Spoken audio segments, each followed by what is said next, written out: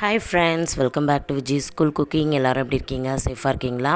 இன்றைக்கான குக்கிங் வீடியோவில் ரொம்ப சூப்பரான டேஸ்ட்டான கல்யாண வீட்டில் செய்கிற பிரெட் அல்வா தான் செய்ய போகிறோம். ரொம்பவே குயிக்காக ஈஸியாக செய்யலாம்.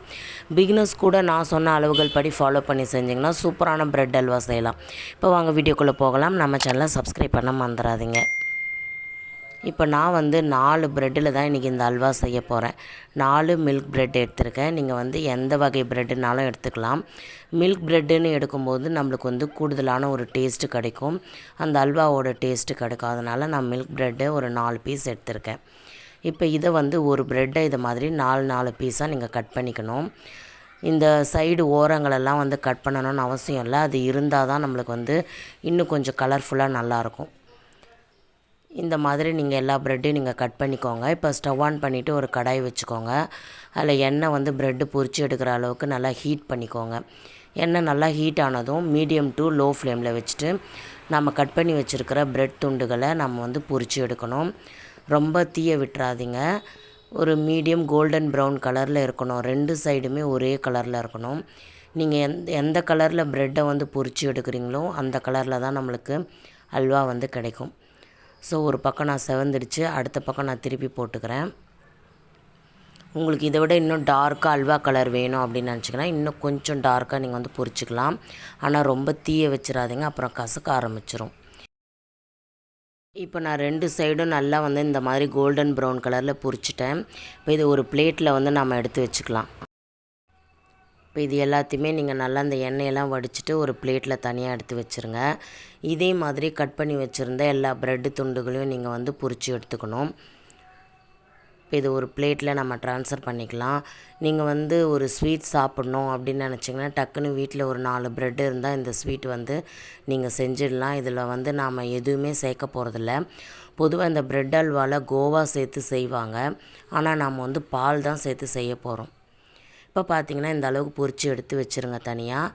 அடுத்து தான் நாம் அல்வா எப்படி செய்யலான்னு பார்க்கலாம். ஸ்டவ் ஆன் பண்ணிவிட்டு நான் இந்த கப்பால் 1 கப் அளவுக்கு சர்க்கரை சேர்த்துருக்கேன். அதே கப் அளவுக்கு தண்ணி விட்டு நல்லா சர்க்கரையை கரைய விடுங்க.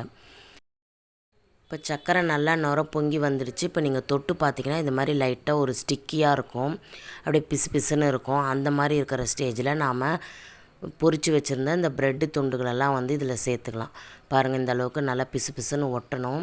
இப்போ நாம் பொரிச்சு வச்சுருந்த இந்த ப்ரெட்டு துண்டுகளை சேர்த்துட்டு நீங்கள் மீடியம் ஃப்ளேமில் வச்சுக்கோங்க.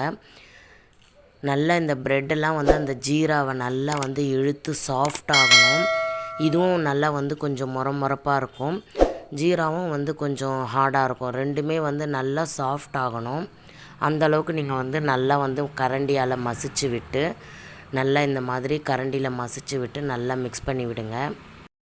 இப்போ பார்த்திங்கன்னா நம்ம அந்த ஜீராவும் இந்த ப்ரெட் துண்டும் நல்லா கலந்து கொஞ்சம் சாஃப்டாக வந்திருக்கு.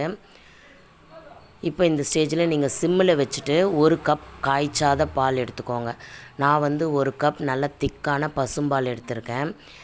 நீங்கள் பேக்கெட் பால் இருந்தாலும் ஓகே. பசும்பால் சேர்க்கும் போது அதில் கொஞ்சம் ஃபேட் அதிகமாக இருக்கிறதுனால இன்னும் கொஞ்சம் நம்மளுக்கு டேஸ்ட் அதிகமாக கிடைக்கும்.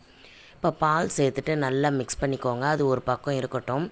இந்த சைட் நாம் ஒரு சின்ன பேன் வச்சுட்டு ஒரு 2 டேபிள் ஸ்பூன் அளவுக்கு நெய் விட்டு ஒரு கைப்பிடி அளவு முந்திரியை நல்லா பொன்னிறமாக பொரித்து இந்த அல்வாவில் நம்ம சேர்த்துக்கலாம். இதில் முந்திரி மட்டும்தான் சேர்க்கணுன்னு இல்லை, நீங்கள் பாதாம், பிஸ்தா, உங்களுக்கு என்ன நட்ஸ் பிடிக்குமோ நீங்கள் இந்த அல்வாவில் சேர்த்துக்கலாம். ரொம்பவே டேஸ்ட்டாக இருக்கும். பாதாம், பிஸ்தா நீங்கள் எது வேணாலுமே சேர்த்துக்கலாம். இப்போ நல்லா இதை எல்லாத்தையும் சேர்த்து நல்லா கலந்து கொடுங்க. இதில் 2 ஸ்பூன் நெய் தான் நம்ம சேர்த்துருக்கோம். ஏன்னா ஆல்ரெடி நம்ம ப்ரெட்டை எண்ணெயில் பொரித்து எடுத்துருக்கோம். நீங்கள் எண்ணெயில் பொரிக்கிறதுக்கு பதில் நெய்யில் கூட பொரித்து எடுக்கலாம். இன்னுமே ரிச்சாக இருக்கும் இந்த ஸ்வீட்டு.